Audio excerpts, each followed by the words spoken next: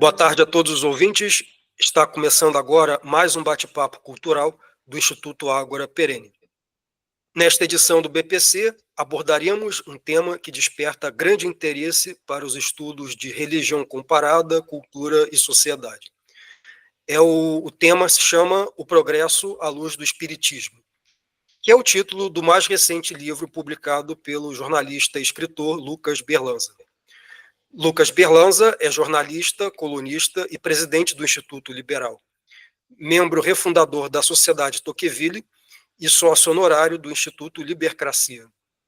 Ao longo de sua trajetória, ele tem se dedicado ao estudo do pensamento liberal e suas conexões com diferentes correntes filosóficas e espirituais.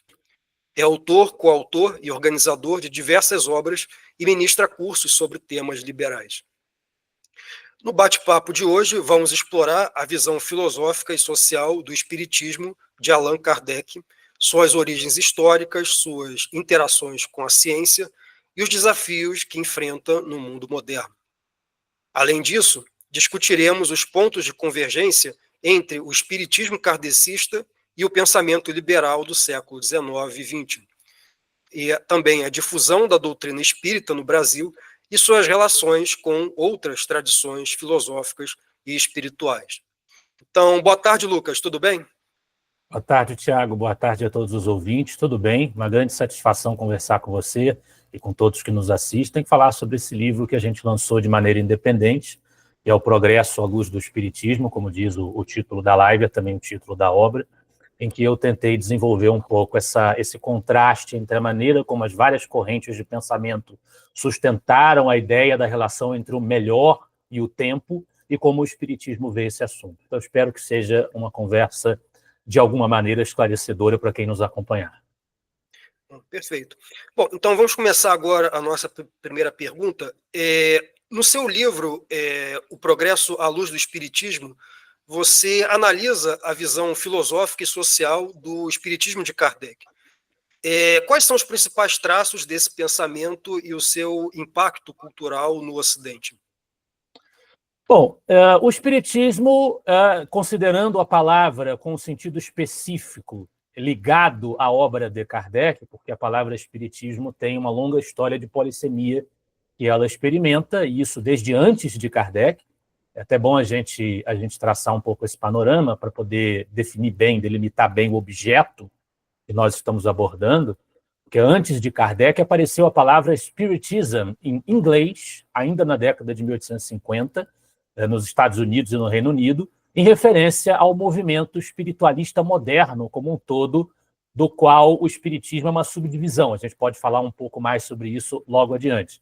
Então, a palavra ela nasceu geralmente em círculos restritos, a expressão predominante era spiritualism, espiritualismo moderno, e não espiritismo, mas esse termo já era usado como uma versão mais curta do nome do movimento, que nasceu nos Estados Unidos, e geralmente de maneira pejorativa, ou seja, os críticos do espiritualismo moderno falavam que ele era espiritismo, como se fosse uma espécie de xingamento.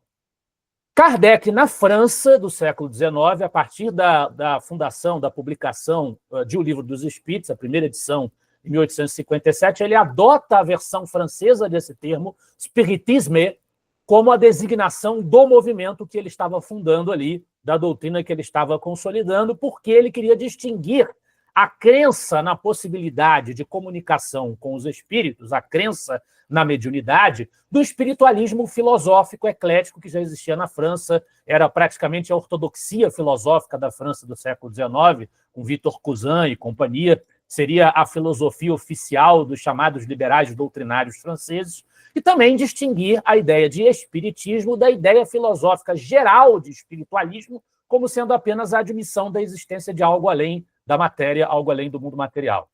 Então, Kardec ele adotou a palavra em referência ao movimento do qual ele participava, que ele estava consolidando, e o fato de o termo ter sido usado antes e depois também ter sido aplicado, depois dele se espalhar pela Europa continental e chegar ao continente americano, principalmente a América Latina, depois dele ter se espalhado, ele ter sido apropriado por diversas outras correntes espiritualistas, a palavra acabou perdendo esse sentido concentrado em relação a Kardec, acabou sendo usada em outros contextos também, e se justificou, na prática, o emprego desse adjetivo kardecista ou espiritismo de Kardec, porque se sentiu a necessidade, do ponto de vista social, de estabelecer a distinção para os vários outros sistemas aos quais o termo estava sendo empregado.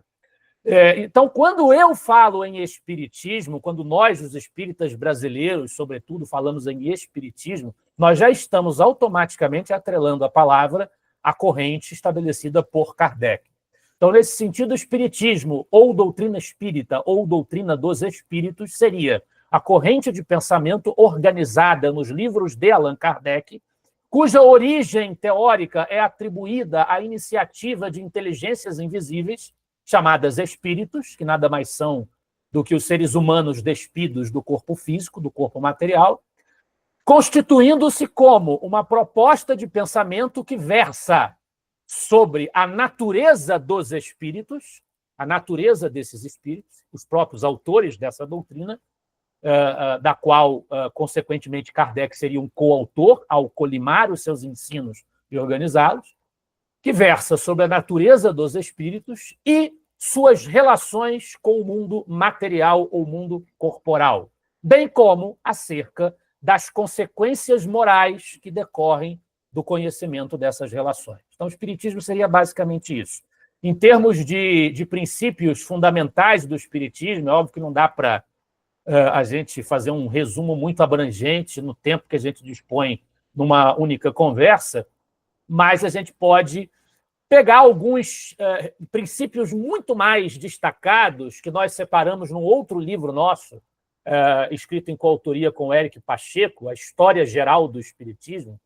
Tem uma seção em que nós fizemos um resumo disso, elencando a síntese que Kardec insere na introdução de O Livro dos Espíritos, que ele coloca lá uma espécie de síntese da doutrina, da filosofia espírita, uma síntese muito sintetizada, propositadamente sendo redundante, e a gente sintetizou ainda mais a síntese de Kardec em alguns princípios que normalmente os espíritas, não foi invenção nossa, normalmente citam quando tem que dar conta do assunto de maneira muito breve, que seriam basicamente a existência de Deus, conceituado na visão espírita como sendo a inteligência suprema e a causa primária de todas as coisas, realmente o criador, o motor primário do universo e da existência. Inteligência esta que seria única, imaterial, transcendente, que estabelece relações constantes, perenes com a sua obra. E, portanto, o Espiritismo tem uma concepção providencialista.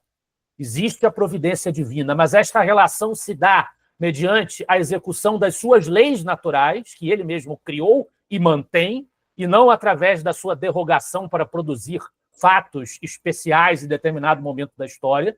Então, o Espiritismo, nesse sentido, teria uma visão mais próxima, digamos assim, de Deus, uma visão mais judaica, no sentido de um Deus que não encarna, como a visão tradicional católica ou protestante sustenta, que Deus teria se manifestado como uma pessoa da Trindade, na figura de Jesus. O Espiritismo não entra na defesa, na sustentação dessa tese. Deus é imaterial, é transcendente, não se confunde com as suas coisas em momento nenhum, mas ele as preserva, mantém e cria através da providência e das leis que ele mesmo desencadeou.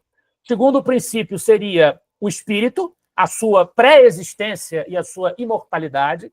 O espírito existe antes do ser humano, continua a existir depois que o corpo morre. A mediunidade, terceiro princípio, a comunicabilidade dos espíritos, que seria a possibilidade de os seres que já não estão mais vivendo a vida material se comunicarem com aqueles que a vivem através de pessoas, seres humanos, que são dotados de uma aptidão orgânica que faculta essa possibilidade. Quarto princípio é a pluralidade das existências ou a reencarnação, diferindo dos conceitos antigos de metempsicose, uma reencarnação que se dá continuamente a partir do momento em que o espírito, como ser inteligente individual, existe apenas na espécie humana, no ser humano, ou nos equivalentes que existiriam em outros mundos. E aí eu já estou antecipando ao último princípio, que eu já vou dizer logo adiante. Então, a ideia da reencarnação, a ideia de que esse espírito ele precisa, para consumar o seu processo de aprendizado, de desenvolvimento como criatura de Deus. Ele precisa voltar a viver experiências na matéria, tanto neste mundo como em outros. Este é, portanto, o quinto princípio, a pluralidade dos mundos, ou seja, dos mundos habitados. Existe vida, esse aí é bem simples de se explicar, existe vida em outros planetas. Se não existir vida em outros planetas, o sistema espírita cai. Ele precisa desse alicerce, porque o desenvolvimento da criatura não poderia se dar tão somente no planeta Terra. Bom, é muito interessante esses pontos, né, que realmente para o público pouco familiarizado, parece que você conseguiu sintetizar muito bem esses pontos. E é muito importante também que o ouvinte também atente também ao contexto geral em que surgiram essas ideias também. Como você bem falou no início, esse espiritismo ele é uma dissidência, na verdade, de um outro termo que era muito corrente também no contexto francês do início do século, meados do século XIX, que era o espiritualismo, né? Que era uma corrente doutrinária filosófica que até guarda também muita similaridade com o liberalismo doutrinário também. Aí por isso aí que cai a próxima pergunta, poderia explicar um pouco mais ao público ouvinte esse contexto cultural, intelectual, que levou ao surgimento, né, dessa doutrina do Kardec? Né? Então, evidentemente, a gente poderia, para contar as raízes de uma ideia, de um sistema que versa sobre questões de todas as áreas da filosofia, na verdade, você poderia remontar muito antes a referências e inspirações conceituais muito mais antigas, mas a gente precisa sempre fazer recortes. O recorte mais óbvio para você traçar o contexto histórico de emergência do espiritismo é começar pelo próprio espiritualismo moderno, do qual ele surgiu como dissidência. O espiritualismo moderno é um movimento nascido nos Estados Unidos, numa mesma época em que outras correntes que procuravam promover revisões no pensamento espiritual, religiões e seitas estavam surgindo ali, sem querer entrar no mérito da discussão de seita, o que é seita, o que não é, que aí já é um assunto que gera outras polêmicas, mas correntes como o mormonismo, por exemplo, estavam surgindo ali mais ou menos na mesma época.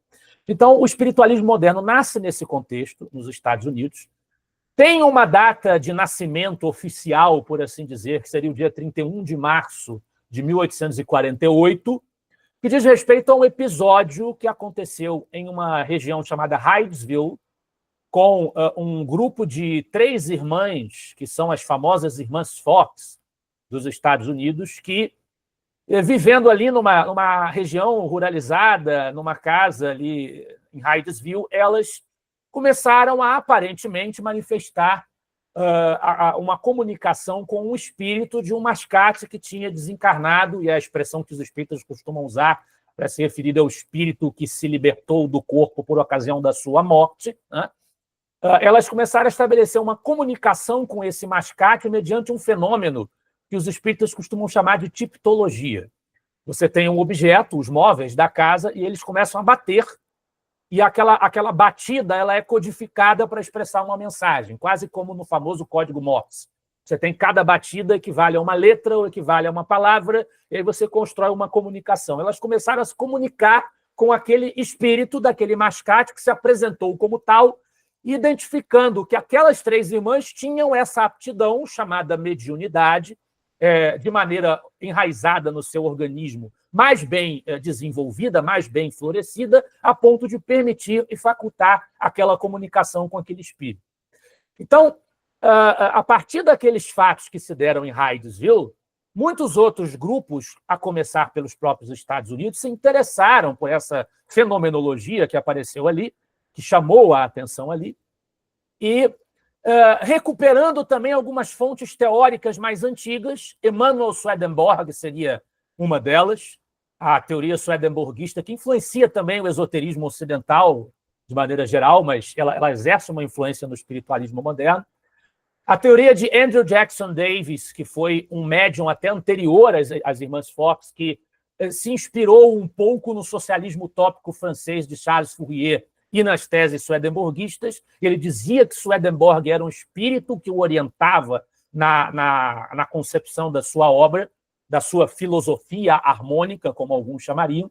Essas referências teóricas elas vão influenciar também o movimento espiritualista moderno americano, que vai se estruturar basicamente em grupos que vão se reunir tentando reproduzir o que as irmãs Fox faziam e tentando obter ensinamentos dos próprios espíritos sobre como é a situação em que eles se encontram. Que, não preciso dizer a ninguém, é um assunto de interesse de todos. Se nós admitirmos que existe uma vida após a morte, a gente quer saber o que vai acontecer lá. Todas as religiões se desenvolvem tentando explicar isso.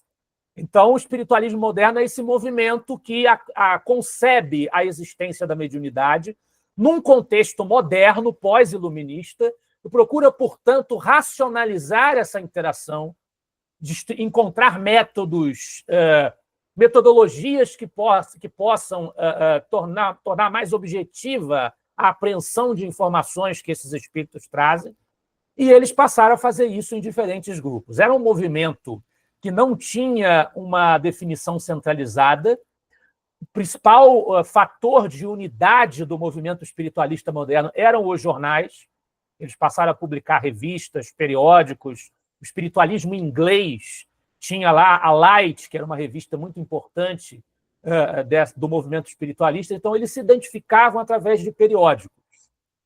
E era um movimento, portanto, muito difuso, com várias noções distintas e tendências distintas internas, sem uma concatenação central. Mais adiante, até depois de Kardec, no final do século XIX, você vai ter alguns trabalhos, como o da médium britânica Emma Harding Britten, que vão tentar estabelecer alguns códices, alguns princípios gerais para todo o movimento espiritualista, mas na prática era um movimento bastante difuso.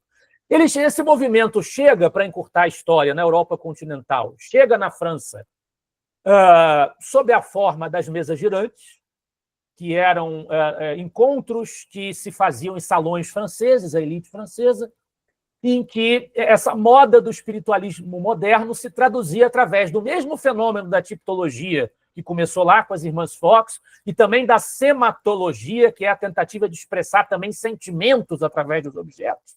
Então, se, por exemplo, o espírito está com raiva, a mesa se mexe mais furiosamente. Isso aí se chama de sematologia. Então, esses grupos nos salões franceses começaram a fazer essas sessões, e alguns amigos de um pedagogo francês, que na época se chamava... O nome dele era esse? Na época se chamava. O nome dele era esse. Denisard Rivaio. Era um pedagogo francês inspirado nas teorias de Pestalozzi, pedagogo suíço que, por sua vez, se inspirou nas teorias pedagógicas do Emílio de Rousseau, mas não significa dizer que Rivaio individualmente fosse influenciado pelas teorias políticas e sociais de Rousseau. A gente vê na obra dele muitas críticas aos parâmetros russonianos nesse sentido, mas pedagogicamente ele era um discípulo de Pestalozzi. Ele foi chamaram a atenção dele para esses fenômenos que se davam nas mesas girantes. Ele foi convidado a frequentar alguns desses encontros. Com o tempo, Rivaio convenceu-se da veracidade da ideia da existência de um ser invisível produzindo aquelas comunicações e resolveu que era preciso fazer um esforço mais sério, mais sistemático e mais metódico do que se fazia no movimento espiritualista moderno como um todo, sobretudo nos salões franceses, onde aquilo era basicamente uma diversão, para extrair um conhecimento útil para a humanidade dessa relação, dessa porta que se abria e que ele comparava o intercâmbio com o mundo espiritual através da mediunidade com as portas que se abrem quando a ciência desvenda qualquer nova lei natural através de uma tecnologia nova. Por exemplo, o telescópio, que abre as portas para devassar o espaço, ou o microscópio, que abre as portas para devassar o que é infinitamente pequeno. O mediunismo, a mediunidade, abriria portas para devassar o mundo invisível, de maneira metódica, racional, controlada e coordenada. Então, ele começou a fazer isso, começou a um exercício de divulgação, fundou a Revista Espírita, que era um veículo oficial da Sociedade Parisiense, foi o primeiro grupo que ele organizou para coordenar os seus trabalhos, e começou a publicar obras que compilavam, através de uma metodologia que combinava o confronto de ensinamentos apresentados em diferentes partes do mundo por diferentes médiuns, estranhos uns aos outros, que era o chamado controle universal do ensino dos espíritos, com a crítica textual, racional, lógica, filosófica e confrontando aqueles textos, aquelas mensagens com as conquistas culturais e científicas da humanidade. Através dessa metodologia, compilando essas mensagens, ele montou, com o tempo do seu trabalho, e é importante enfatizar que esse homem, esse Rivaio, que adotou nas suas obras doutrinárias o pseudônimo de Allan Kardec, que ele foi mudando de opinião muitas vezes ao longo do tempo, conforme ele ia organizando, tendo acesso a mais mensagens e organizando em sequência as suas obras, né? Ele, com isso, consolidou um sistema geral, uma doutrina, que é o Espiritismo, que chegou para nós até hoje dessa forma, através dos seus livros, né? Qual é o impacto cultural do Espiritismo no Ocidente? O Espiritismo foi, na sua origem, de maneira nenhuma a ideia de reencarnação foi criada pelo Espiritismo, foi criada por Kardec, de maneira nenhuma. A gente tem antecedentes, e o próprio Kardec faz referência a doutrinas antigas ao nível da metempsicose pitagórica, ele faz referência a Platão, ele faz referência a toda aquela visão grega.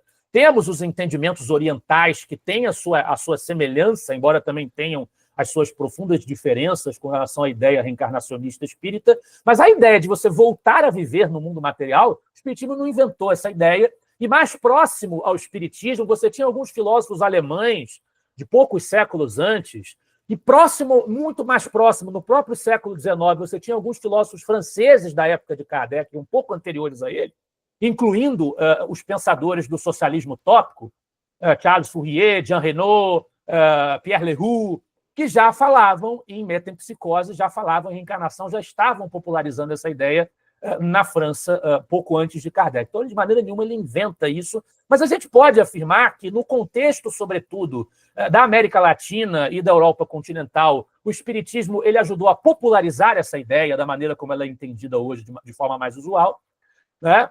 No entanto, é um movimento que até hoje é um movimento minoritário no mundo.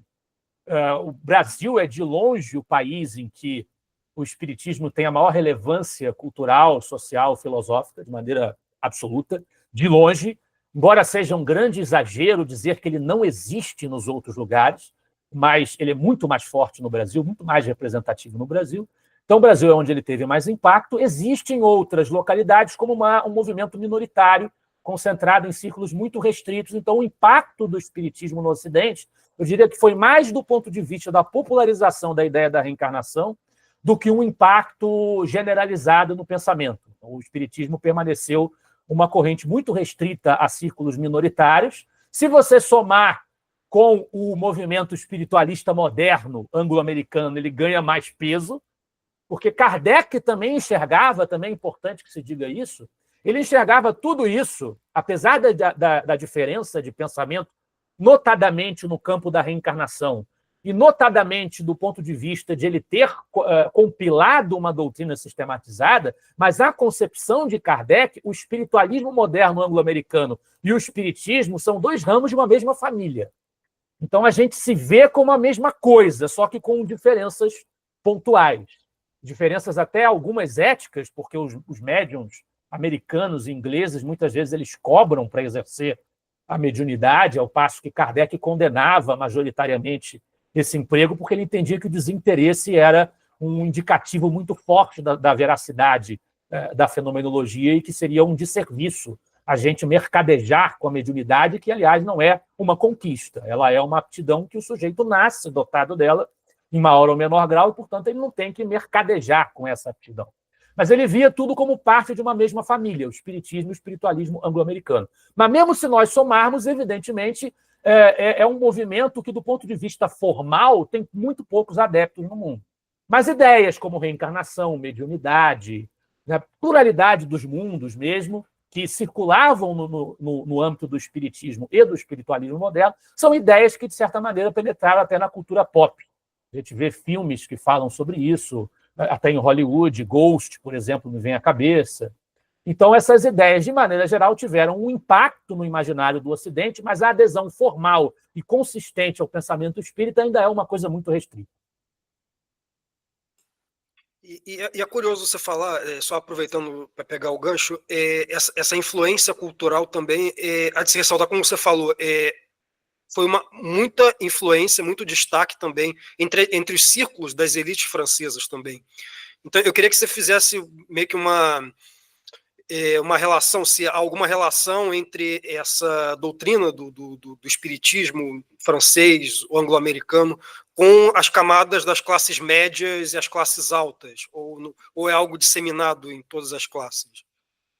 Olha, Kardec ele pretendeu criar uma filosofia popular que atendesse, tanto é que quem fala muito isso é um amigo nosso, que a gente até cita nesse livro do Progresso, que é o Humberto Schubert Coelho, que trabalha muito sobre liberdade religiosa, estudou Swedenborg e Kant, idealismo alemão, ele estudou muito isso, e ele fala muito sobre essa questão de que Kardec pretendeu fazer uma filosofia popular e, portanto, nas obras espíritas você não vai encontrar certas discussões que você encontra em obras mais técnicas e áridas de filosofia. Ele não vai ficar discutindo certos conceitos, o que é liberdade, o que é verdade.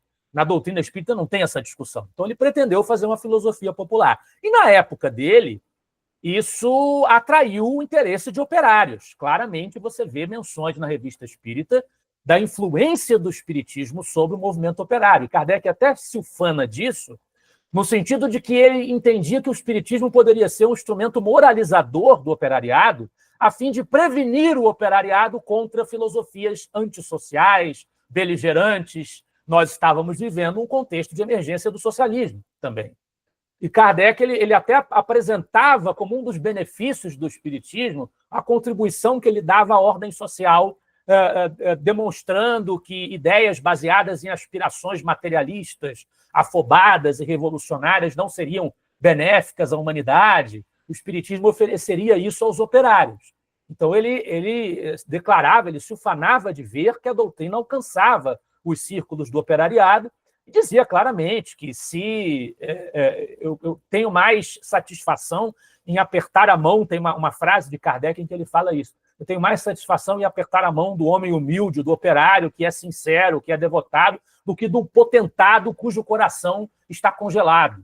Ele chegou a dizer isso. Então, na sociedade parisiense, sentam-se ao mesmo lado os nobres e os eruditos e os homens simples. Então, no início, o espiritismo alcançou um operariado. Agora, hoje, se a gente for olhar para a predominância do pensamento espírita no Brasil, por exemplo, que é onde a gente tem melhores condições de fazer esse tipo de mensuração, dada a dimensão social do espiritismo no país, a gente vai encontrar uma prevalência do espiritismo como movimento em classes médias ou altas, porque é uma doutrina que se fundamenta em livros, em uma leitura constante. Não é? Então, acaba que ela tem um condão maior, mais fácil de atingir um extrato social mais letrado, né? Que tem algum tipo... É difícil você encontrar a mesma penetração em outros círculos. Ela pode chegar indiretamente, mas a maioria dos espíritas está registrada, nos censos que tentam analisar isso, está registrada em círculos mais letrados por causa dessa ênfase na literatura. Talvez isso também diga alguma coisa sobre o nível da nossa educação, né? Porque os operários da França de Kardec estavam lá participando, estudando e lendo, e entendendo a literatura espírita muito bem, obrigado. Então, talvez isso diga alguma coisa da educação brasileira, de maneira geral, sem querer me aprofundar muito nesse mérito, mas o fato é que a maioria dos espíritas no Brasil é dos estratos mais letrados. Não, muito bem. Vou passar agora para a próxima pergunta aqui. Como você também falou, o espiritismo, pelo menos o espiritismo kardecista, né, ele se desenvolveu com a base de um método, de uma comunicação de evidências da mediunidade, e a partir dali foi se construindo um sistema de pensamento. Então, aí, nesse sentido, então, pode-se ver muita influência também do espiritismo, da ciência moderna no espiritismo, sendo uma doutrina racional baseada em evidências. Então, aí que é justamente a minha pergunta. Hoje em dia, como é que se situa o espiritismo nesse contexto da ciência contemporânea e quais os desafios que ele enfrenta nesse sentido? Bom, a rigor, uma resposta honesta a essa pergunta precisa passar pelo fato de que os próprios espíritas não se entenderam sobre isso. Você tem uma longa trajetória de contendas no movimento espírita sobre a verdadeira natureza metodológica e da proposta conceitual e cultural da doutrina. Por exemplo, quando nós adentramos a própria discussão sobre se ele seria uma religião ou não, e era uma contenda muito antiga, o espiritismo é socialmente reconhecido no Brasil como um movimento religioso. Ele é inscrito nos dados do IBGE, das pesquisas demográficas, como uma religião. Isso é a percepção social que se tem dele, independentemente do que os espíritas pensemos sobre esse assunto. É assim que ele é percebido socialmente. A ciência, oficialmente, ela não reconhece aquilo que Kardec compilou como sendo da mesma validade, por exemplo, que os conhecimentos químicos ou biológicos ou astronômicos ou físicos têm. Então, socialmente, essa é a percepção que se tem, mas o espiritismo ele nasceu num contexto em que essas fronteiras mais rígidas entre ciência, religião, filosofia não estavam tão claramente, tão bem definidas assim. Quando Kardec fala que o espiritismo é ciência, ele fala que ele é uma ciência filosófica, uma ciência moral. E isso, se você pegar as classificações de Ampère, por exemplo, sobre ciência, ele vai colocar na ciência ali a ética como uma ciência, enfim, a psicologia no campo da ciência. Então, abrange-se uma série de discussões que hoje a gente costuma colocar na filosofia, são discussões filosóficas, abrangia-se com essa palavra de ciência também. Então, a gente tem que levar isso em conta, como é que os termos eram empregados na época. O ponto é o seguinte: Kardec ele usou a experiência, a observação de fenômenos como base para desenvolver a sua doutrina. Observava o fenômeno, tentava explicar o fenômeno de outra forma, que não a explicação espírita. Os argumentos que ele encontrava diante do fenômeno levavam na direção de que a explicação espírita seria a mais adequada, e ele concluía por isso. A base vinha daí. Mas, a partir desse reconhecimento, a doutrina em si ela não é unicamente baseada na experiência, ela também se baseia numa dialética filosófica, numa interação discursiva, crítica, retórica, com o conteúdo que aqueles espíritos nos trazem. Por exemplo, a pluralidade dos mundos habitados. Kardec não defendeu a pluralidade dos mundos habitados com base numa experiência. Por quê? Porque ele não pode ir num outro planeta e constatar que tem vida lá, no século XIX, assim como a gente também ainda não conseguiu fazer até hoje. Então, ele não defendeu a pluralidade dos mundos habitados com base numa experiência. Como é que ele chegou a essa conclusão da pluralidade dos mundos habitados? Muito simples. Se eu tenho acesso a espíritos que são muito diversos, e muitos desses espíritos claramente fizeram progressos que o ser humano ainda não fez, têm virtudes que nós ainda não fizemos. Se no mundo que nós conhecemos, que é a Terra, a gente não conhece rotineiramente exemplos do máximo exercício da virtude, se essas criaturas se melhoram e se elas têm o condão, a possibilidade de chegarem à perfeição, há de existir outros mundos em que estados mais elevados desse desenvolvimento hão de ter sido feitos. Caso contrário, não existiriam esses seres que estão se comunicando comigo. Então, para que esse sistema de progresso mediante a reencarnação, para que ele se assente sobre bases sólidas, é preciso que exista a possibilidade de encarnar, dos espíritos manifestarem existências materiais em outros mundos. Somando-se a isso o argumento filosófico de que outras correntes também vão levantar, do desperdício que seria a imensidade do universo apenas para a nossa contemplação. Então, ele associa parâmetros experimentais com parâmetros filosóficos. No entanto, ele sempre estabeleceu uma separação muito clara e radical entre o espiritismo, a ciência filosófica espírita, que tem bases experimentais, sim, mas é filosófica. Ele sempre estabeleceu uma distinção para com o que ele chamava de ciência com C maiúsculo, ou corporação científica, ou academia científica, E ele diz claramente: o espiritismo não é da alçada da ciência, e ela é, a ciência com C maiúsculo, e ela é, nesse sentido, incompetente para se pronunciar a seu respeito ou sentenciar a seu respeito. Kardec fala isso. Então, existe, desde o século XIX, isso não é uma invenção dos espíritas posteriores, uma separação de campo feita pelo próprio Kardec entre o que ele chamou de ciência espírita, por ela ter essas bases experimentais, e o que ele chama de ciência no campo oficial. Isso muito por quê? Porque os espíritos, como seres inteligentes, eles não podem ser controlados como eu posso controlar uma substância química, por exemplo, num laboratório. Existe uma limitação do que eu posso fazer em matéria de experimentação espírita comparada a uma experimentação química, porque se eu fizer a mesma experiência com o mesmo elemento químico dentro de um laboratório na China, ou de um laboratório nos Estados Unidos, ou de um laboratório aqui, se eu fizer isso a qualquer momento com a mesma substância, os resultados serão os mesmos. As leis físicas que operam serão as mesmas. Mas eu não posso garantir que um grupo mediúnico no Japão, reunido em determinado momento com um determinado médium, vai obter exatamente a mesma comunicação que eu obtive exatamente do determinado espírito. Que existem inúmeras leis que regem o processamento desse fenômeno que eu não consigo controlar. Então, a ciência espírita, embora ela exista o confronto das informações, exista a possibilidade de você produzir as experiências, ela exorta a que cada grupo faça a sua experiência e chegue à conclusão da veracidade do fenômeno através do exercício mediúnico. Não tem como você fazer uma revisão por pares de uma sessão espírita. Então, aí, com isso, estabelece uma cisão clara entre os campos.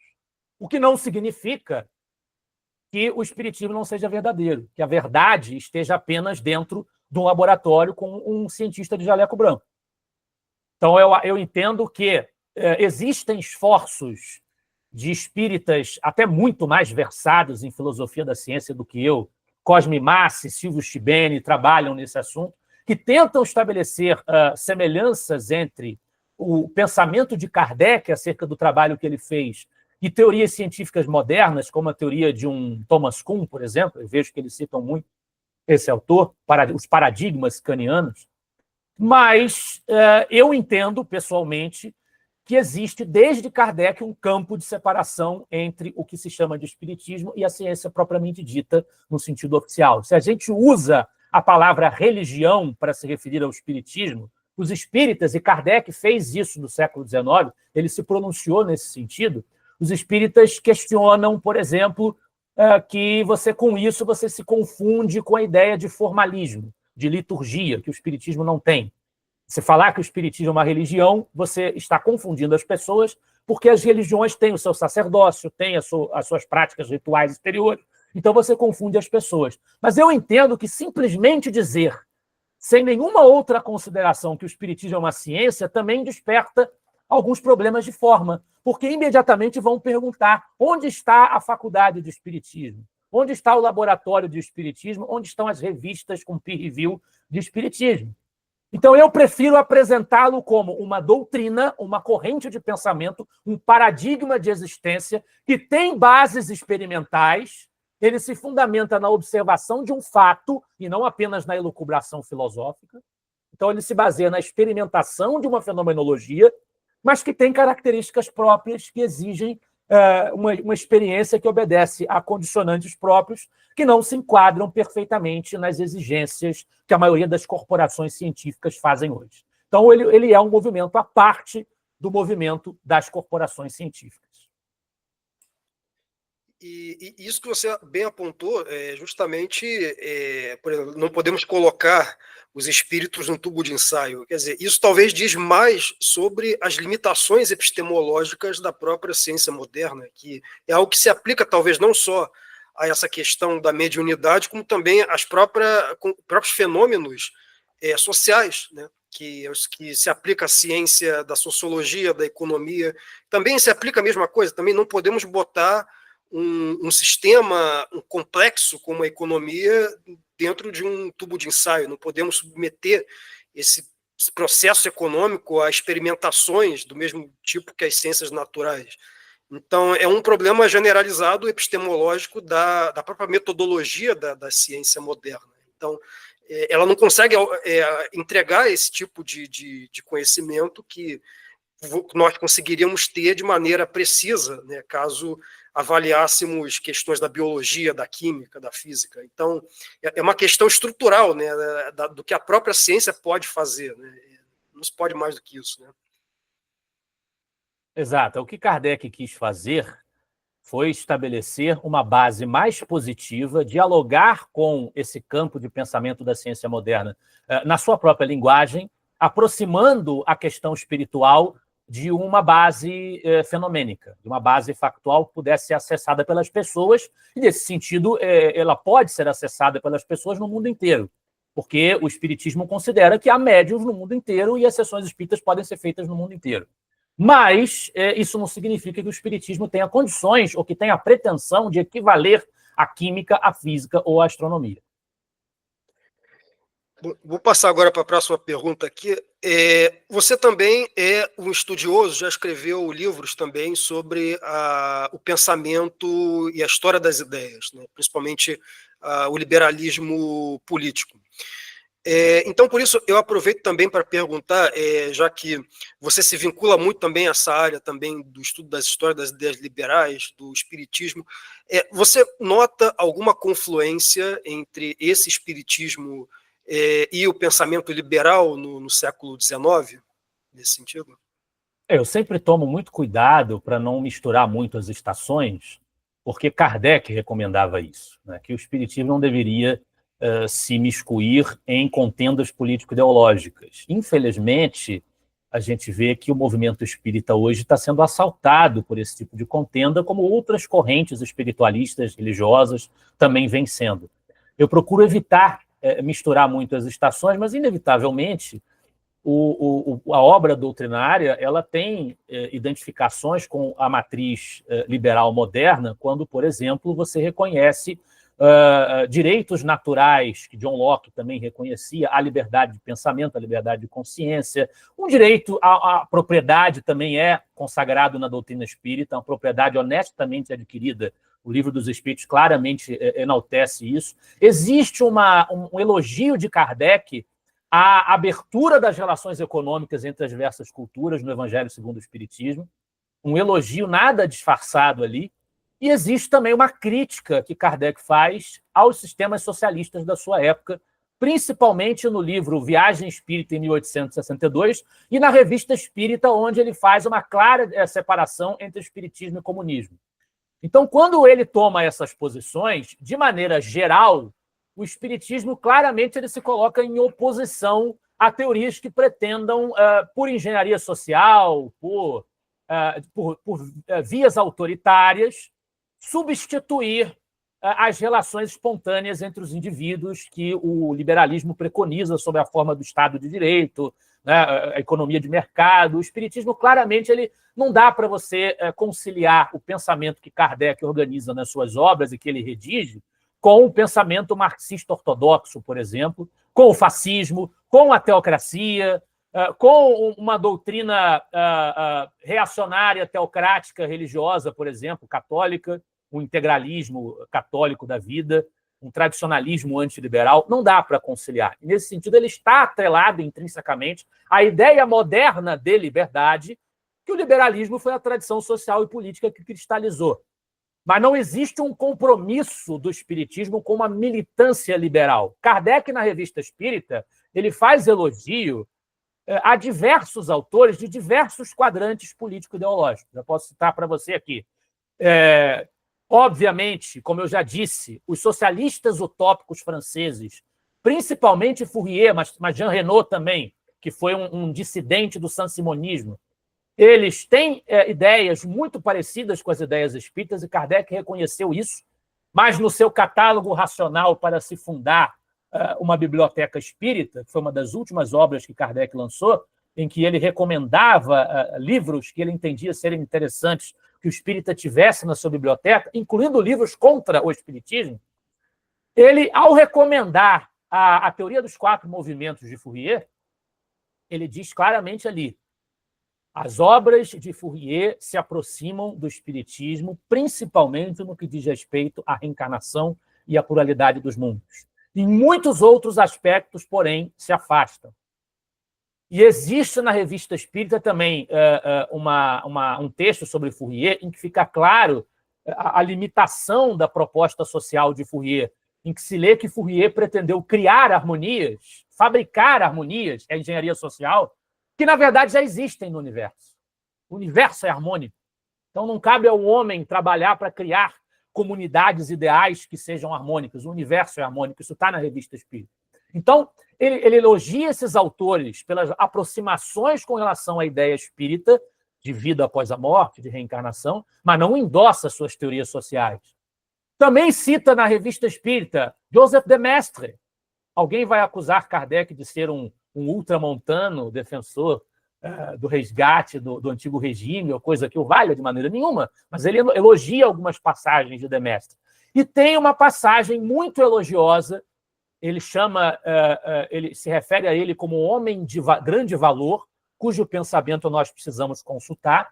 Tem uma passagem muito elogiosa a François Guizot, que é o líder dos liberais doutrinários franceses. Kardec até está escrevendo para criticar uma ideia de Guizot sobre o sobrenatural, na sua obra em que ele aborda o sobrenatural e o maravilhoso, mas Kardec diz: estamos analisando criticamente esse texto, algumas coisas nos parece que o Espiritismo diz melhor, outras são de valor, mas nos pareceu útil, oportuno conhecer o pensamento de um homem do valor, da dignidade, da envergadura de François Guizot sobre esse assunto. Então, Kardec respeitava e citava autores de diferentes quadrantes políticos. Não existe esse compromisso formal do espiritismo com uma agenda. Resumindo, fundamentos doutrinários espíritas se alinham com o paradigma liberal moderno da dignidade do indivíduo, direito natural à vida, à liberdade e à propriedade, mas em especificidades que dizem respeito à contenda político-ideológica, o espiritismo não adentra. E pode haver uma abertura aí, por exemplo, para um espírita ser um social-democrata, digamos assim. O que não dá para fazer, porque é filosoficamente inconsistente, é você atrelar uma postura espírita com uma postura ditatorial, autoritária, de imposição política ou religiosa pela força, através do constrangimento. Isso não dá, eu diria que é antidoutrinário você pensar dessa forma. Que seria o caso do marxismo, no caso. Haveria uma incompatibilidade até mesmo pela questão epistemológica também, né? A visão dialética marxista não bate com o racionalismo espiritista. Não, nem por isso deixou de haver e continua havendo a tentativa de estabelecer essa relação, porque os marxistas eles precisam partidarizar e politizar tudo.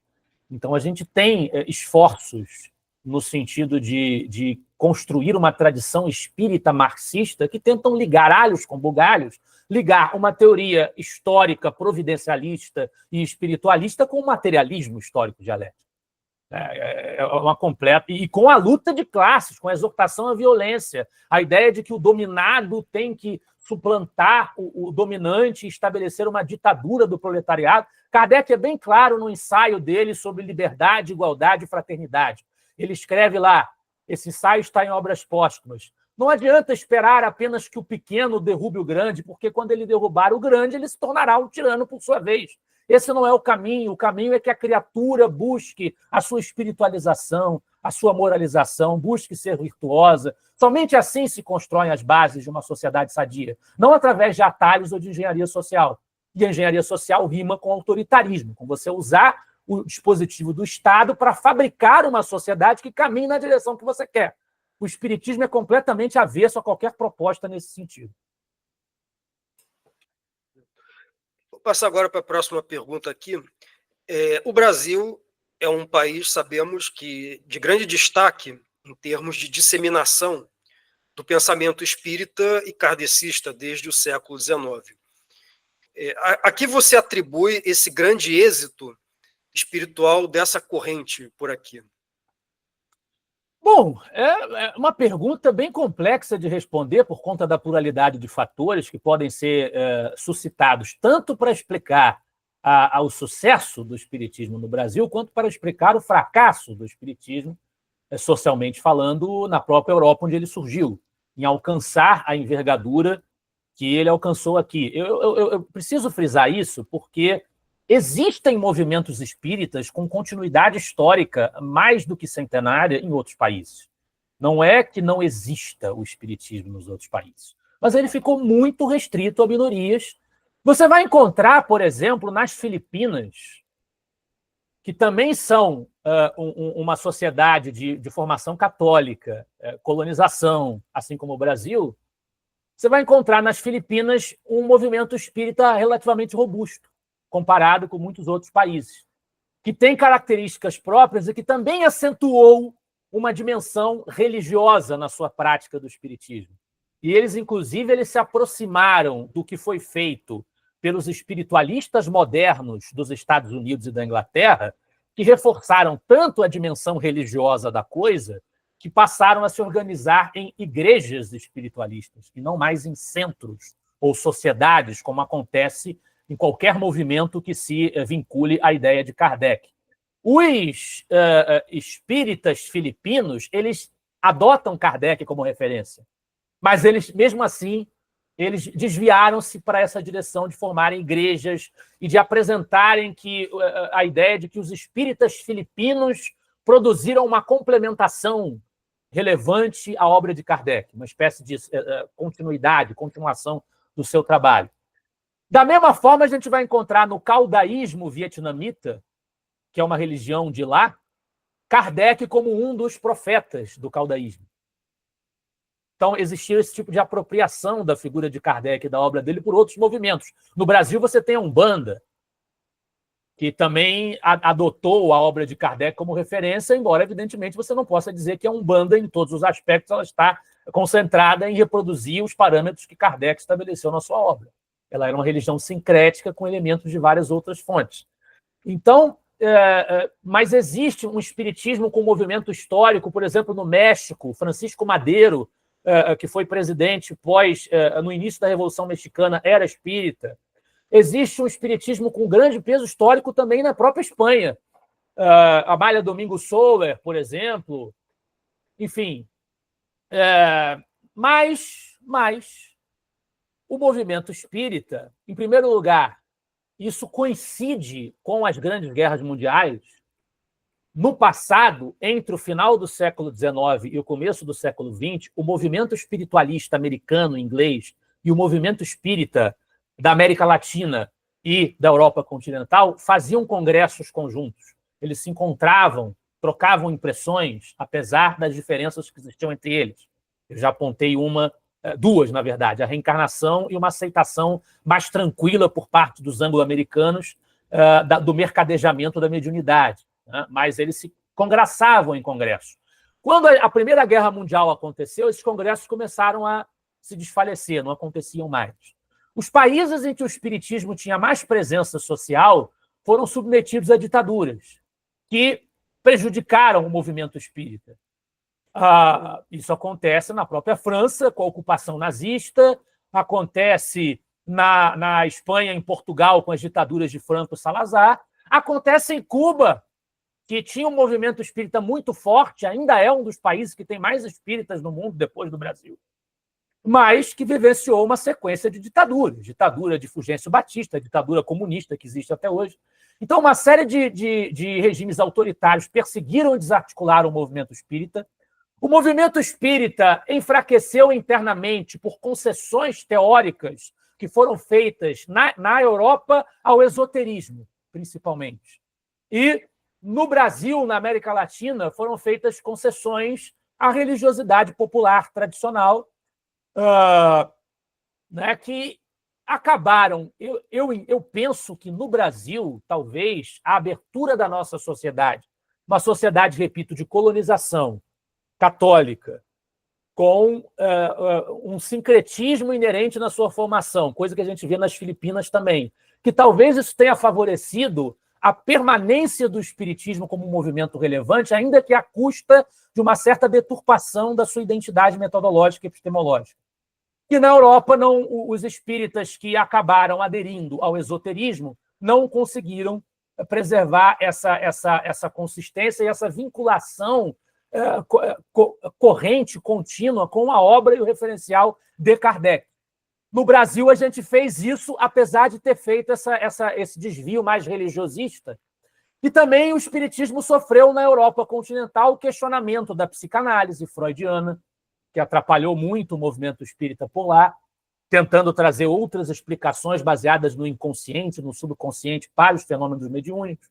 Houve também a crise das grandes filosofias modernas, com a emergência de sistemas pós-estruturalistas, outras correntes de pensamento que questionavam grandes narrativas de entendimento do universo, da realidade, da moral, que prejudicaram o movimento espírita. A França teve uma flexão muito materialista no século XX, e o espiritismo não teria espaço para se desenvolver e se organizar num contexto como esse. Então, eu acho que uma confluência de fatores prejudicaram o espiritismo fora e ajudaram a que o espiritismo ganhasse corpo no Brasil, em que ele se tornou, de fato, também por uma questão do interesse que a elite brasileira tinha no pensamento francês, né?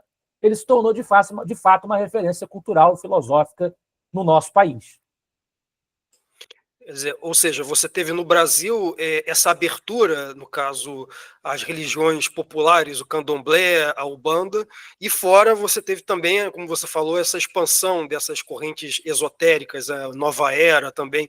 Tudo isso acabou limitando o alcance também dessa corrente espírita que...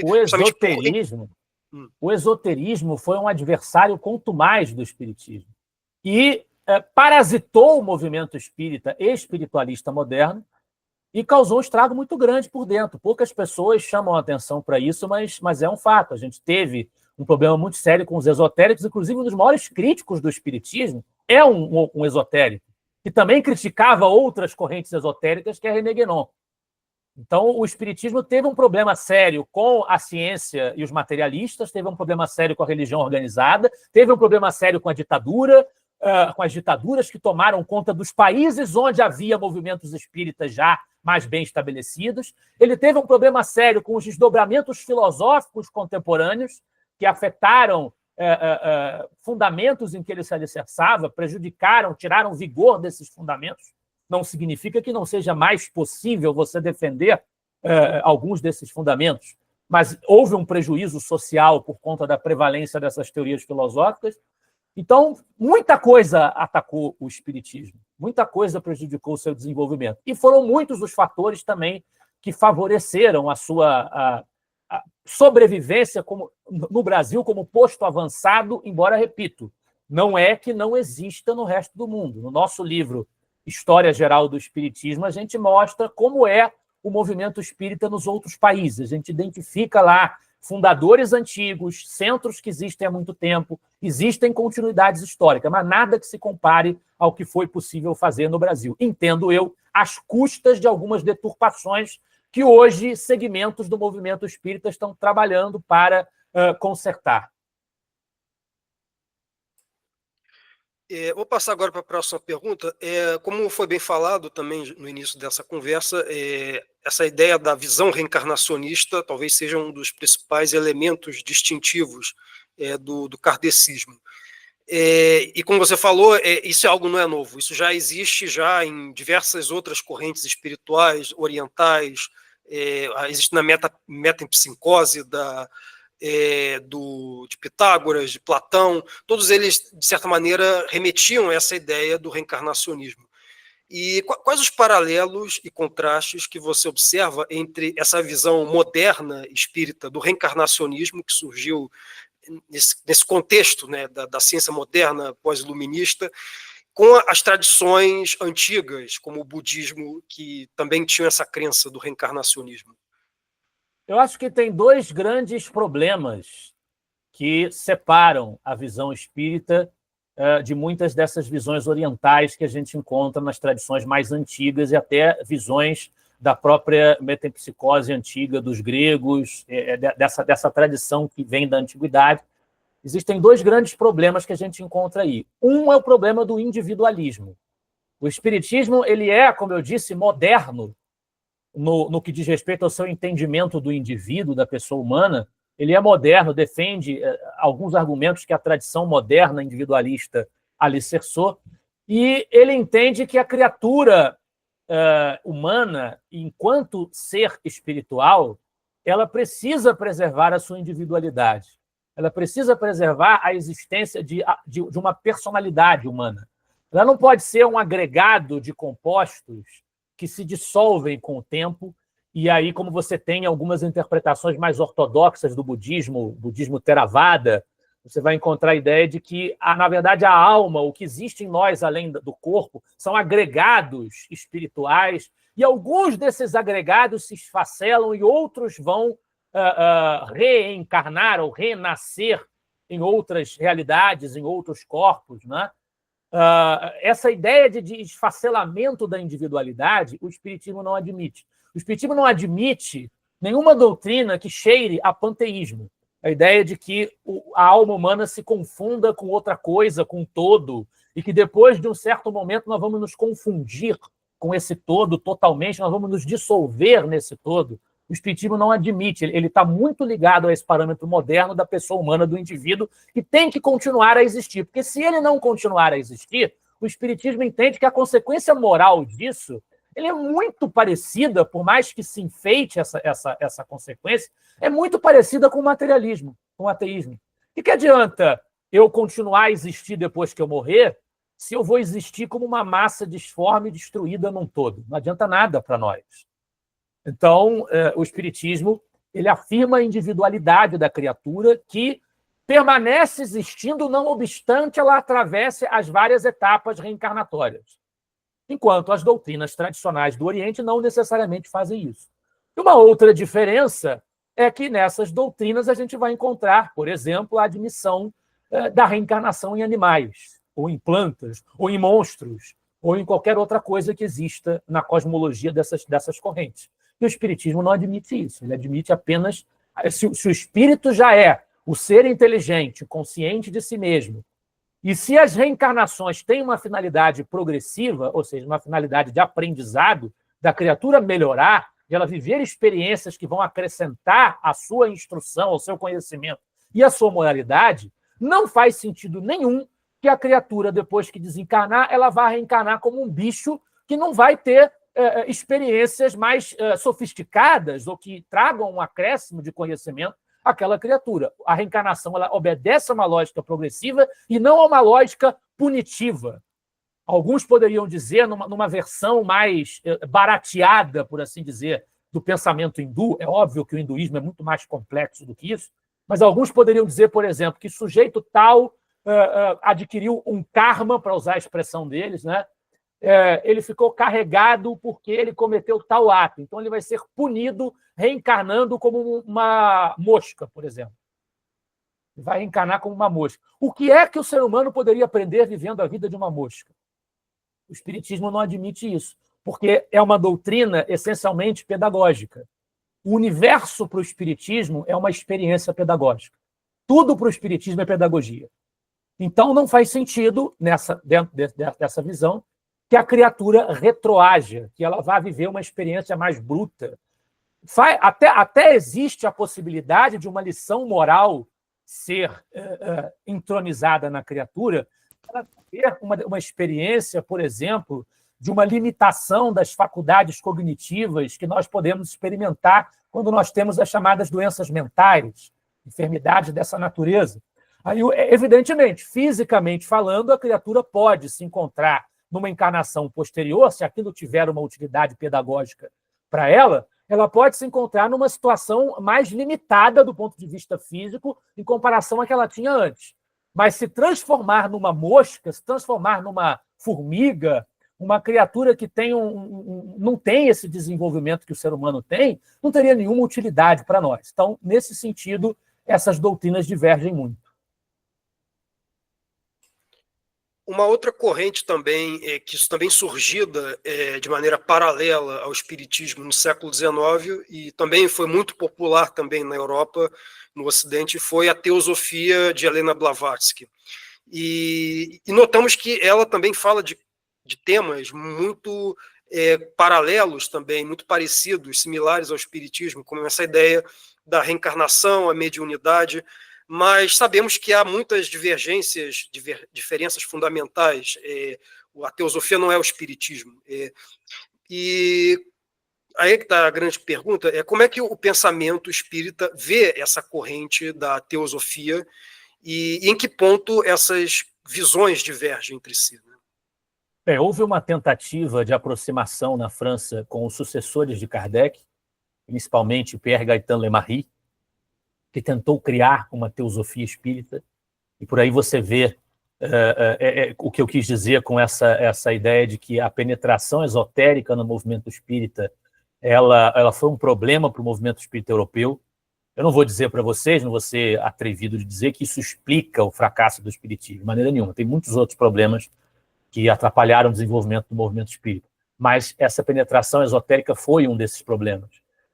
Mas o próprio Lemarry, apesar de ter tentado essa empreitada ridícula, o próprio Lemarry ele acabou rompendo com Blavatsky. Eles tinham relações pessoais, ele acabou rompendo com Blavatsky. E os espíritas franceses eles reagiram à penetração da teosofia. Bert Fropo, por exemplo, foi uma liderança espírita que fez essa reação, que realmente esse diálogo é um diálogo muito esdrúxulo, porque a teosofia, nos seus fundamentos, ela é anti-espírita, porque ela contesta a mediunidade, ela é contra a prática mediúnica corrente. Ela acredita que exista a possibilidade de alguns mestres iluminados, entre eles a própria Blavatsky, travarem contato com ensinamentos de grandes sapiências espirituais, dos Mahatmas. Sabe Deus onde esses Mahatmas estão, e algumas pessoas poderiam entrar em contato com os ensinamentos deles em caráter muito especial. Mas a mediunidade que o espiritismo entende de maneira muito democrática, quer dizer, é uma coisa que as pessoas, ela pode se generalizar, as pessoas podem constituir grupos espíritas nas suas famílias, nos seus grupos de amigos, não existe esse caráter iniciático, fechado, hermético. O espiritismo ele abomina isso, né? Ele abomina isso. Então, para a teosofia, o que os médiuns espíritas conseguem é acessar o que ela chama de cascões astrais, que seriam registros da vida espiritual de alguém, mas não a própria criatura, e que vêm distorcidos e vêm controlados até por entidades zombeteiras. Enfim, ela não admite que a mediunidade seja um mecanismo adequado de interação com o mundo espiritual e obtenção de conhecimento. Só quem obtém conhecimento válido são aqueles que tiveram acesso à tradição antiga e aos Mahatmas. E, para você ter acesso aos Mahatmas, são apenas algumas pessoas especiais que têm esse acesso.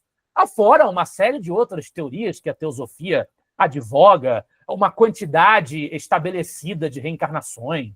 Em literatura teosófica, você vai encontrar a alma reencarna 600 e tantas vezes, eles têm os números deles lá. Uma série de concepções também sobre supostas sucessões raciais na história humana, as raças raiz, a Atlântida, Lemúria, coisas que o espiritismo não tem nada a ver com essas ideias. E a Helena Blavatsky vai elogiar algumas personalidades, Cagliostro, Saint-Germain também é elogiado, pelos adeptos da teosofia ou da grande fraternidade branca, dos movimentos esotéricos que beberam dessas fontes, que são duas figuras que explicitamente Kardec chama na Revista Espírita de charlatões. Cagliostro e Saint-Germain. Kardec chama de charlatões. Então, a relação entre espiritismo e teosofia é uma relação sem nenhuma intenção de ser beligerante, mas há uma antinomia muito clara entre as duas coisas. Não, a própria Blavatsky também, ela foi muito acusada também de ser impostora também, né? Muitas fraudes foram registradas na história dessa sociedade teosófica, que está documentado também, muitas polêmicas nesse sentido, muitas divisões também, muitas brigas internas, porque justamente por isso, charlatanismo também. Perfeito. Vou passar agora para a próxima pergunta aqui. Na sua obra, você também, nessa obra O Progresso à Luz do Espiritismo, Você também aborda um outro tema muito interessante, que é o de buscar refutar uma tese que é exposta por muitos críticos, de que o pensamento espírita teria vínculos com uma concepção revolucionária e utópica de história, desejosa de controlar o processo histórico. E quais são os principais argumentos que você levanta no seu livro contra esses críticos, né? Então, de certa maneira, eu já trouxe esse assunto, né, quando eu demonstrei que o espiritismo não rima com engenharia social. O espiritismo não rima com a ideia de que a criatura deva concentrar poder para moralizar os seus companheiros de caminhada, os outros integrantes da sociedade, através da força e do constrangimento. Então, nesse sentido, a ideia de que você possa controlar o processo histórico através de uma revolução política, de uma modificação material da ordem das coisas, que você possa prever em plenitude o ritmo da história e você mesmo ser o artífice desse ritmo da história, essa ideia claramente não encontra respaldo no pensamento espírita. No entanto, o espiritismo considera que exista um progresso geral das criaturas, que existe uma lógica, uma teleologia por detrás do processo histórico, que Deus atua na história através dos espíritos e das leis naturais com um propósito e, portanto, existe um sentido. No entanto, este sentido não se dá, como sustentariam as teses positivistas ou as teses condorcetianas, por exemplo, seguindo uma lógica rigorosamente material em que existiria uma suplantação total e absoluta dos estágios da humanidade uns pelos outros, da maneira como eles pretendem descrever, uma sucessão, por exemplo, entre um estado teológico, um estado metafísico e um estado positivo, como o Comte fazia, em que um suplanta totalmente o outro, e tem um desfecho materialista. Condorcet, inclusive, defendia a ideia de que a humanidade alcançaria a imortalidade física, o que para o espiritismo não faz nenhum sentido, porque significaria que todos os valores estariam concentrados na vida material, quando para o espiritismo ela é um momento de uma trajetória imortal infinita que a criatura vive no mundo espiritual, né? Então, essa tese de que tudo que materialmente vem num momento está totalmente superior ao que veio antes, ou, nas palavras de um Chesterton, de que uma quinta-feira necessariamente é melhor do que uma quarta-feira, não faz sentido para o espiritismo. O espiritismo considera que Sócrates e Platão são seus precursores e joga, por assim dizer, num patamar abaixo muitos pensamentos que foram desenvolvidos de então até o espiritismo. Ele não coloca Nietzsche confrontado com Platão ou Nietzsche confrontado com Cristo. O espiritismo não vai dizer que Cristo e Platão são superiores, vieram antes. O espiritismo admite também a ideia da degeneração de povos, que já também é um atestado material de que a crença do espiritismo não é tão simplória assim, nesse sentido de que o que vem depois é intrínseca e absolutamente superior a tudo que vem antes. Um povo pode degenerar. Os espíritos que encarnam ali podem ser inferiores aos que encarnavam antes. O que existe para o espiritismo é um progresso geral que se dá como ondas, e essa imagem é usada pelo Leon Denis, numa obra dele sobre o progresso, em que ele vai dizer que existe um progresso que se dá como ondas. Às vezes as ondas passam, elas arrastam um pouco da areia que tem que ser dissolvida, que tem que desaparecer. Sofrem um refluxo, mas elas já fizeram um trabalho de adensar aquela areia de alguma maneira, em alguma intensidade, mas não fizeram um trabalho completo. Elas sofrem um refluxo, um pouco da areia antiga fica exposto de novo. Depois a onda invade novamente e vai mais adiante. Em ondas, em fluxos e refluxos, em mutações que o progresso vai se dando, que as transformações vão se dando.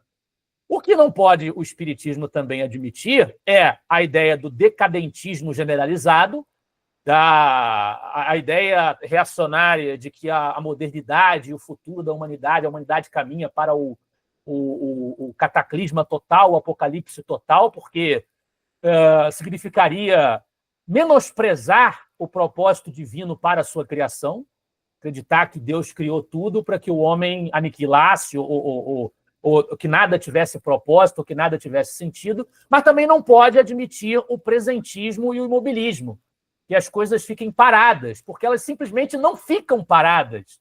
Uma pessoa na sua vida, ela se movimenta moralmente, intelectualmente, ela melhora, ela se aperfeiçoa. Se nós tivermos a percepção de uma criatura espiritual que ela tem começo, mas ela não tem fim, é impossível que essa criatura fique parada num momento do seu desenvolvimento, que ela não progrida mais, que ela não avance mais. E se essas criaturas retornam à vida em experiências materiais, é impossível também que esse mundo fique parado. Mas o ritmo dessas transformações é um ritmo que vai variar de acordo com as decisões das próprias criaturas, com a vontade que elas tenham de avançar mais ou menos depressa, e isso dá origem a um sem número de perturbações que se vivenciam ao longo do processo histórico e que impedem de enxergá-lo ingenuamente como uma coisa pura e simplesmente tão absoluta, do inferior absoluto para o superior absoluto de um século para o outro. Basta a gente ver, por exemplo, que Comte dizia que uma prevalência da percepção positivista da realidade, a prevalência do estado positivo, levaria, por exemplo, à cessação das guerras. Já no século seguinte, ele acreditava que não teria mais guerra, não teria mais militarismo, que é até um paradoxo interessante, porque o positivismo penetrou muito fortemente entre as Forças Armadas brasileiras, apesar da sua natureza antimilitarista. Agora, Kardec nunca disse, o Espiritismo jamais disse que a guerra estava prestes a acabar amanhã. E ainda tem muitas passagens na doutrina espírita em que eles deixam claro que a luta ainda era uma coisa muito inevitável na realidade humana. Então, o Espiritismo não foi... Eu não vou dizer aqui que Kardec, nos seus textos, não teve nenhuma influência de um certo espírito de otimismo exagerado do seu tempo. Talvez tenha tido. Ele acreditava que o Espiritismo teria um progresso na humanidade muito mais depressa do que ele efetivamente tem ou teve, mas, de maneira nenhuma, o Espiritismo se circunscreve a essas leituras muito rigoristas e ingênuas que estabelecem um progresso como uma lei natural material contínua que não depende da intervenção providencial divina e dos espíritos e das decisões livres dos homens. Quer dizer, ele acaba rejeitando também essa visão de progresso linear também, né? Não só contra o progresso material contínuo, como também progresso linear também, né? Que talvez essa seja a principal diferença com o positivismo, né? Que o positivismo já prega algo de uma sucessão de estágios lineares, né? Eu acho que essa já é a minha próxima pergunta. Parece que você já respondeu já em parte, né? Já apontou essas diferenças com o positivismo. Mas eu pediria para você também explicar um pouco mais, de maneira mais aprofundada, essa desvinculação entre o positivismo kantiano e o espiritismo de Kardec, né? Para começar, o positivismo é ateu, né? O positivismo ele se propõe a ser, na fase final da obra de Comte, ele se propõe a ser uma religião materialista, uma religião ateísta, uma religião que cultua a humanidade e cultua as realizações e desenvolvimentos positivos na expressão positivista que a humanidade empreendeu, e não a Deus, a imortalidade, não há essa consagração. Existe uma imortalidade no positivismo, Deolindo Amorim faz essa comparação, mas ela é uma imortalidade subjetiva, é a imortalidade da histórica, não é a imortalidade objetiva que o espiritismo defende. Não existe vida após a morte para o positivismo. O positivismo também defende que esses critérios muito adequados às ciências naturais, que podem ser plenamente aplicados também às ciências sociais, ao conhecimento humano, e, portanto, ele veda a consequência do positivismo é que a liberdade de opinião e de pensamento em questões políticas, por exemplo, ela não faz muito sentido, porque na política também um conhecimento positivo teria que ser aplicado. A consequência disso é o autoritarismo, porque eu vou considerar imediatamente que, como sábio, e aí existe também uma influência do sansimonismo no pensamento kantiano positivista, o sansimonismo que defendia uma utopia técnico-industrialista, em que sábios e donos de indústria governariam o mundo, governariam as sociedades, né? Eu, me reconhecendo como um sábio, eu tenho um conhecimento positivo, eu sei o que é o melhor para a sociedade. Não tem essa de as pessoas discutirem, divergirem, trocarem sentimentos e pensamentos sobre questões sociais, que o conhecimento político, social, ele também é positivo. Enquanto o espiritismo vai mostrar que não dá, ele se baseia justamente em que você não pode tratar os espíritos como você trataria a ciência natural, de maneira que ele também não defende uma implementação rigorista e absoluta desses parâmetros de uma ciência natural e material sobre questões que dizem respeito ao homem, que na visão espírita é um espírito. Né? A visão de progresso do positivismo, a gente já apontou aqui, eu não vou me aprofundar muito nisso, mas pegando a lógica dos 3 estados, no positivismo existiria um momento da humanidade em que nós estaríamos circunscritos a uma percepção do que nos cerca com base numa leitura teológica, é tudo divino, é tudo sobrenatural, é tudo criado por entidades que estão acima daquilo que nós aprendemos com a nossa razão, com o nosso conhecimento. Depois disso viria um estado metafísico em que sistemas, a filosofia entraria em cena, abstrações entrariam em cena, e, por fim, um estado positivo que derrubaria todos os outros, derrubaria Deus, derrubaria a filosofia. Ora, o espiritismo não pretende que nem Deus, nem a filosofia tenham sido desmantelados, tenham sido derrubados. O espiritismo não pretende que as formulações dos antigos pensadores e das tradições religiosas já não tenham mais nenhuma utilidade, muito pelo contrário. Existe uma questão clara em O Livro dos Espíritos dizendo que todas as tradições da história elas oferecem instrumentos úteis de estudo para o desenvolvimento do futuro. Então, as diferenças são muito grandes assim, entre o pensamento espírita e o pensamento positivista. O que eles têm em comum é um vocabulário do século XIX de fazer muita referência à ideia do progresso, eles têm em comum isso. Eles têm em comum a valorização da experiência, mas, no meu entendimento, os positivistas eles foram muito dogmáticos até, se a gente for olhar na história do positivismo no Brasil, tem positivistas que falavam claramente que qualquer linha ou vírgula do que estivesse escrito em matéria de ciência nas obras de Comte deveria ser dogmaticamente defendido. Já atingiu o status de positivo. Não era tão aberto assim, portanto, a rupturas, a novas descobertas, a modificações, ao passo que no Espiritismo Kardec é muito claro ao dizer que as questões que dizem respeito à ciência fiquem com a ciência. Os meus livros fazem diálogo com a ciência da minha época. Existem coisas nas obras de Kardec que são datadas do ponto de vista científico, que ele dialogou com a ciência do século XIX, e até uma coisa que muitas vezes se usa contra o Espiritismo como um argumento contra Kardec, porque as obras dele têm coisas datadas, coisas que são da ciência da época dele, mas estão, sem o perceber, ou propositadamente, aí não me cabe julgar qual é o móvel da ação, mas estão querendo que o espírita, querendo fazer com que se entenda que o espírita enxerga a obra de Kardec como um religioso tradicional enxerga uma obra sagrada, por exemplo. O versículo tal, ele é sagrado, cada linha tem que ser a expressão da palavra de Deus. E o Espiritismo nunca pretendeu ser isso.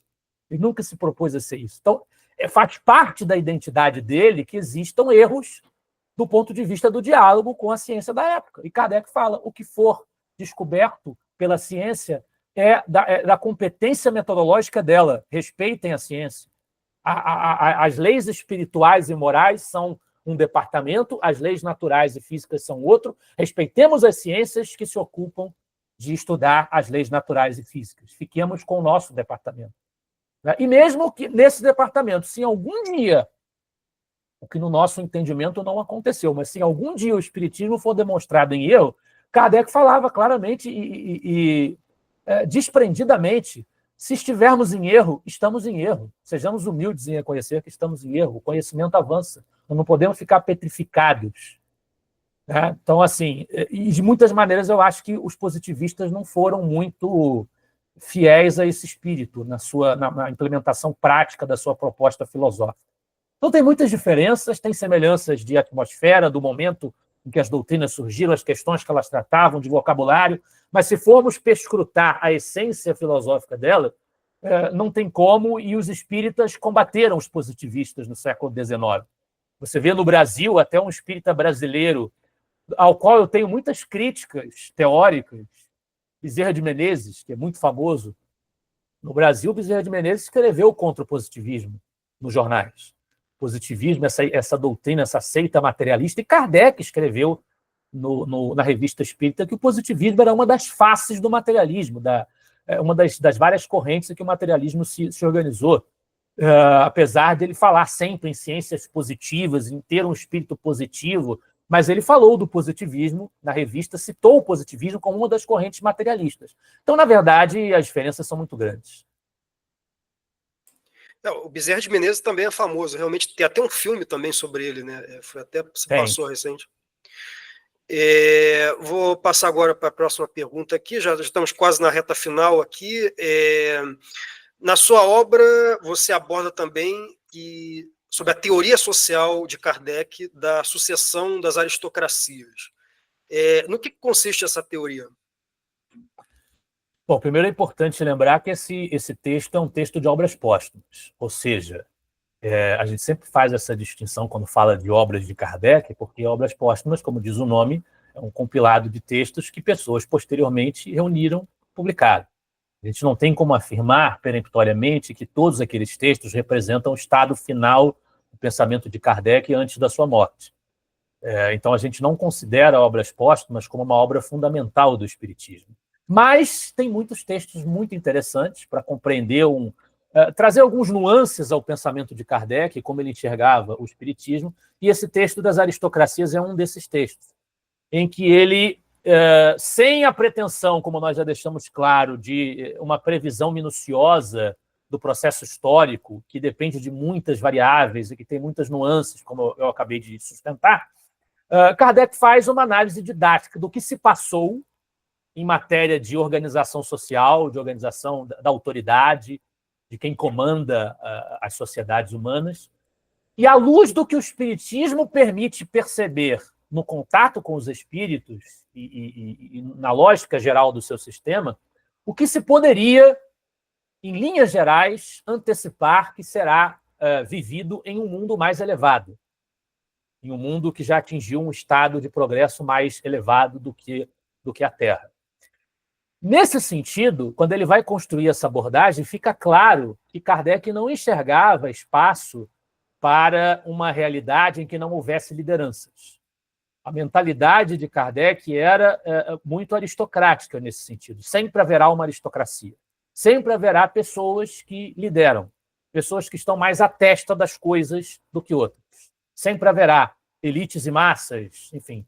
Sempre haverá isso. Sempre haverá cabeças que empurram as coisas e haverá pessoas que não estão no patamar dessas lideranças, dessas aristocracias. Os motivos para justificar o status dessas lideranças é que variam.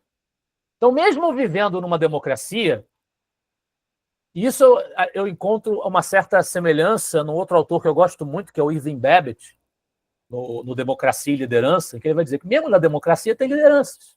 Não tem como evitar isso. Tem lideranças. Elas são naturais. A existência das lideranças é natural. O que a gente precisa fazer é que essas lideranças sejam exercidas em um ambiente de liberdade. Mas elas existem. Elas se impõem pela força das coisas. Então, existem sempre lideranças. Mesmo no regime democrático, existem lideranças. Kardec defendia a liberdade, a tolerância a mais absoluta possível de pensamento, mas ele reconhecia que existem lideranças. No passado, ele vai construir uma narrativa que é suscetível de críticas, como tudo. Como eu falei, primeiro que esse texto nem é um texto fundamental do Espiritismo, repita-se. Mas é um esforço sociológico que ele faz ali de olhar para o passado e tentar vislumbrar o futuro, à luz do que o Espiritismo permite identificar. E ele, nesse esforço, ele vai construir uma trajetória que começa com uma aristocracia pela idade, pela ancianidade, nas tribos, a experiência do grande chefe tribal, porque ele é mais velho, porque ele é mais sábio ali, né, no grupo originário, sendo suplantada por uma aristocracia da força dos chefes militares, que impõem e constroem ali os estados, por assim dizer, né? Sucedida por uma aristocracia do nascimento, da hereditariedade. Esses chefes vão passar esse poder para os seus herdeiros. Seguida de uma aristocracia que vai contestar a aristocracia do sangue, que é a aristocracia do dinheiro, dos recursos econômicos. Seguida ou acompanhada de uma aristocracia da inteligência, a esperteza também estaria envolvida aí, porque nem toda a inteligência é bem usada. Então, o que Kardec vai concluir a partir disso? Se os espíritos existem para progredir, para se melhorarem, e eles precisam melhorar intelectualmente e moralmente, ou seja, eles precisam adquirir mais conhecimento, mas também precisam ser mais virtuosos, automaticamente, no mundo espiritual, e a tendência é que o mundo material mais elevado se aproxime cada vez mais da vida espiritual, no mundo espiritual, a autoridade é exercida por aqueles que têm um nível maior de moral e de intelectualidade. Ou seja, existe uma relação hierárquica intelecto-moral. A tendência será, portanto, que no mundo mais elevado, o que exista não seja uma ditadura, uma monarquia, uma democracia, mas uma aristocracia intelecto-moral. Ou seja, aqueles que são melhores, efetivamente, que são mais desenvolvidos intelectualmente e moralmente, é que governarão. E eles governarão pelo exemplo, porque todos... e aí a gente está falando, obviamente, de um mundo em que o patamar geral dos espíritos que ali vivem também já será, de maneira geral, mais elevado. Então, todos perceberão onde está o bem, identificarão com clareza o bem e seguirão o exemplo. Não há necessidade de estruturas repressoras numa sociedade assim. Não há necessidade de votação numa sociedade assim. Você sabe o que é mais correto do ponto de vista teórico e intelectual, e você sabe o que é mais correto do ponto de vista da virtude, e você vai seguir aqueles que dão o exemplo disso. É assim que funcionará numa sociedade mais elevada, mas, repito, sem engenharia social, sem que haja um projeto político revolucionário, utópico, que pretenda implementar isso numa sociedade, numa civilização incompleta, que é uma expressão que a doutrina espírita usa também para se referir à civilização humana. É uma civilização incompleta pelo seu baixíssimo desenvolvimento moral. Não é uma coisa que se pretenda implantar artificialmente. E Kardec fala claramente também no Viagem Espírita, em 1862, a caridade, a fraternidade não se decretam, não se estabelecem em lei. Você não consegue fabricar isso.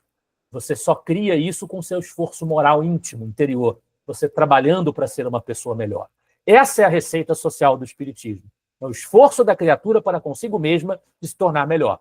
Sem prejuízo, claro, de ela tomar a posição nas questões da sociedade, mas usando de modéstia epistemológica, entendendo que ela é falível, que a nossa razão está muitas vezes camuflada pelas nossas emoções, pelas nossas más paixões, pelas nossas ambições, pelo nosso materialismo, pelos nossos apetites, e que, portanto, a gente não pode se considerar dotado de um receituário infalível para revolver a sociedade, muito menos nos considerarmos capazes de moralizar os outros.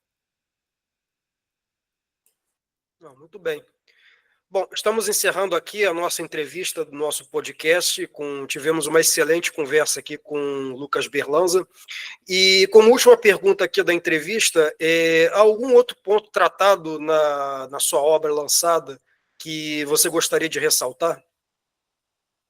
Então, eu acho que talvez vale a pena só ressaltar uma reflexão que eu faço no final do livro, antes de tratar das aristocracias, que é um capítulo bônus, na verdade, mas talvez uma reflexão sobre o fato de que o espiritismo não defende, apesar de ele defender o progresso espiritual, a moralização da criatura, o seu encaminhamento para o que ele chama de perfeição, que seria a perfeição de que a criatura é suscetível, não a perfeição absoluta, porque essa é só de Deus.